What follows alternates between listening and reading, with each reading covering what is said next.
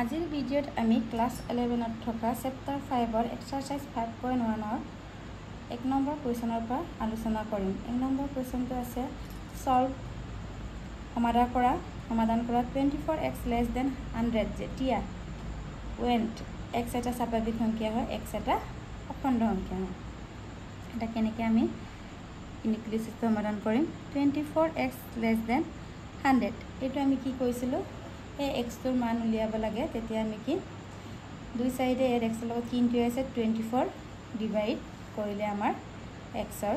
Value ওলাই যায় বা ডাইৰেক্ট 24 তোমালোকে ইয়ালৈ আনি ডিভাইড কৰিব পাৰা আগৰ নিচিনা আমি সিম্পল সমাধান কৰিব পাৰোঁ। ইয়াত কি কৰিম both side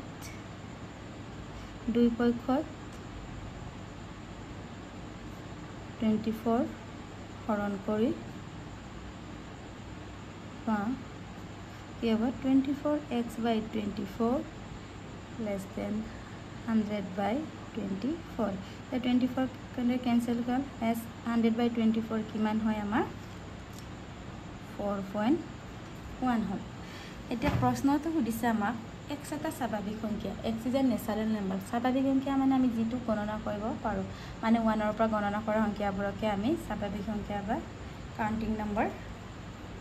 1 to up to এগুলো কি আমি ন্যাচাৰাল number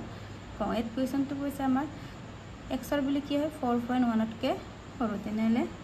x is a natural number x এটা স্বাভাৱিক সংখ্যা হলে কি হ'ব আমাৰ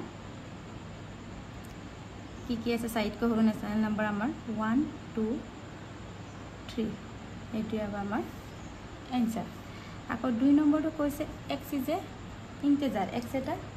অখণ্ড সংখ্যা তেনেকে চাৰিতকৈ সৰু অখণ্ড সংখ্যা কিমান আমি ইন্টিজাৰ বুলি ক'লে কি হয়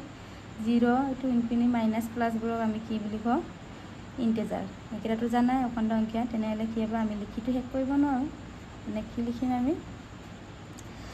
-3 -2 -1 আকৌ 0 1 2 3 ইয়ালৈকে আমি লিখিব পাৰো কাৰণ আমাৰ কি কৈছে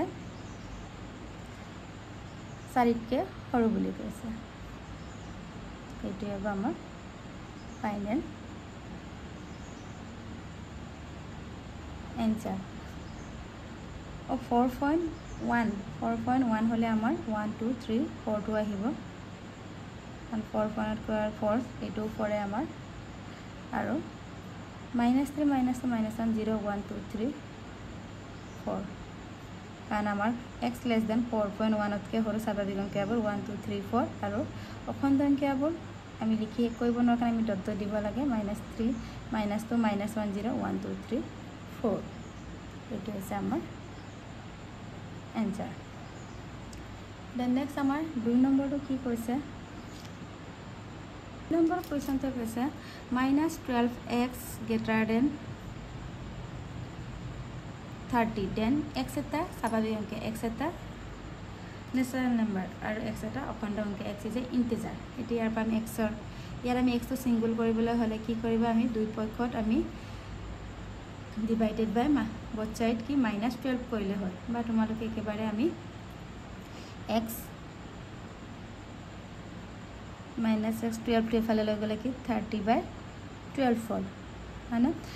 আকৌ মই তোমালোকক কি দিছিলে আমাৰ ইনক্লুচিভ ৰুলত এই মাইনাসটো এফালে নিলে কি হয় আমাৰ সিম্বলটো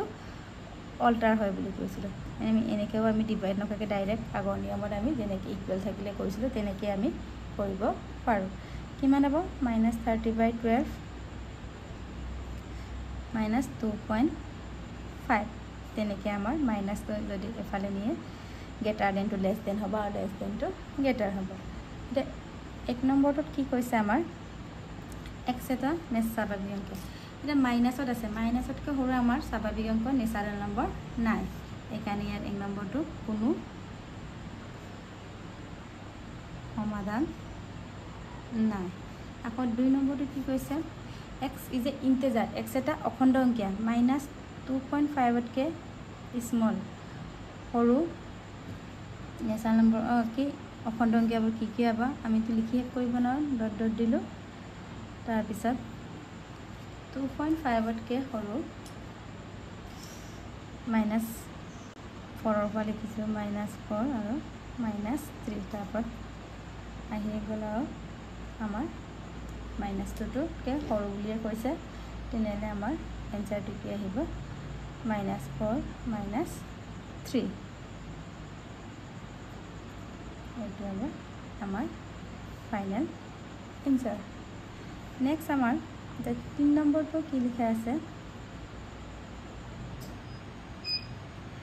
5x - 3 < 7 কি কৈছে যেতিয়া 1 নম্বৰ কি x এটা অখণ্ড সংখ্যা 2 নম্বৰটো আছে x এটা বাস্তৱ সংখ্যা এটা অখণ্ড মানে চিনি পালা এটা বাস্তৱ মানে ৰিয়েল নাম্বাৰ মানে আমাৰ যিমানখিনি সংখ্যা আছে ফ্ৰেকশনতো থাকিব পাৰে নেচাৰেল নাম্বাৰ অখণ্ড সংখ্যা হোল নাম্বাৰ পূৰ্ণ সংখ্যা এইবোৰ আমি কি বুলি কওঁ বাস্তৱ সংখ্যা বুলি কওঁ এটা কেনেকৈ উলিয়াম আমি বাস্তৱ সংখ্যাটো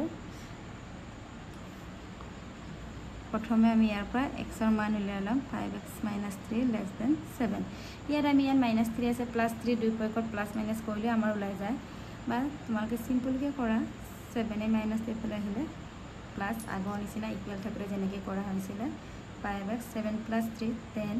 আকৌ x 10/5 কিমান হয় 2 তেনেহ'লে আমাৰ x < 2 xৰ মান 2তকৈ সৰু তেনেহ'লে আমাৰ 1 নম্বৰ কুৱেশ্যনটো কি কৈছিলে x ইজ এ অখণ্ড সংখ্যা মানে x এটা ইণ্টিজাৰ বুলি কৈছে তেনেহ'লে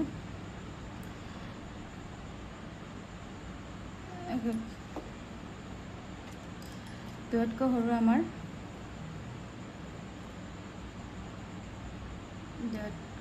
আমাৰ কিবাটো কোনটো হ'ব আমাৰ ইণ্টিজাৰ কেইটা কি কেইটা আহিব আমি লিখি একটু কৰিব নোৱাৰোঁ -1ৰ পৰাই লিখিছোঁ যেনিবা তোমালোকে -2ৰ পৰাও লিখিব পাৰা -1ৰ পিছত আমাৰ 0 আহিব তাৰপিছত আমাৰ 1 মানে 2তকৈ সৰু এইটো হৈছে আমাৰ xৰ এটা অখণ্ড সংখ্যাৰ সমাধানটো নেক্সট 2 নম্বৰ হৈছে x এটা বাস্তৱ সংখ্যা এতিয়া বাস্তৱ সংখ্যাৰ কাৰণে তোমালোকে এইটো আমাৰ ৰেখা যে আঁকিছিলোঁ ইয়াত দিছিলোঁ আমি -∞ ইয়াত দিছিলোঁ আমি +∞ এতিয়া এই 2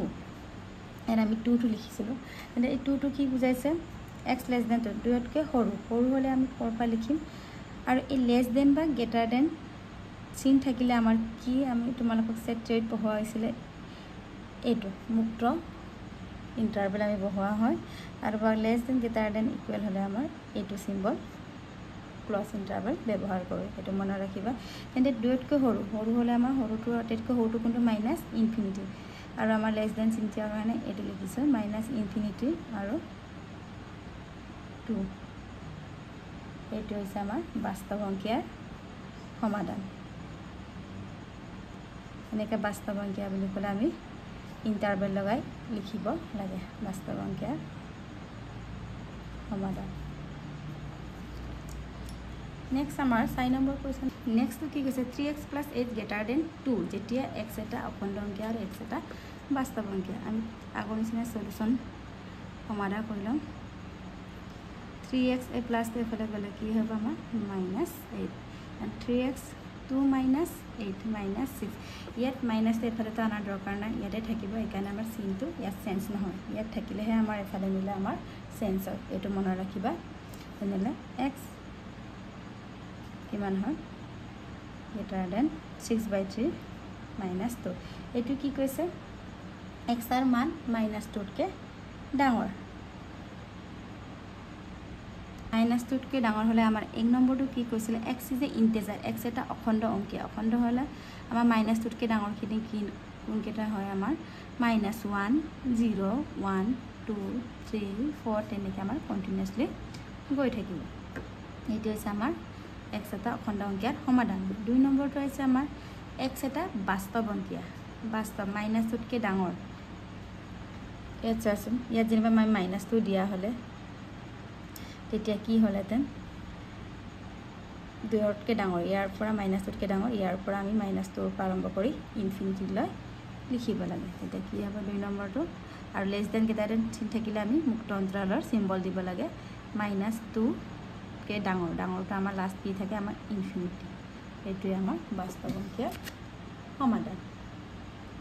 ইয়াৰ পিছৰখিনি আমি নেক্সট ভিডিঅ'ত আলোচনা কৰিম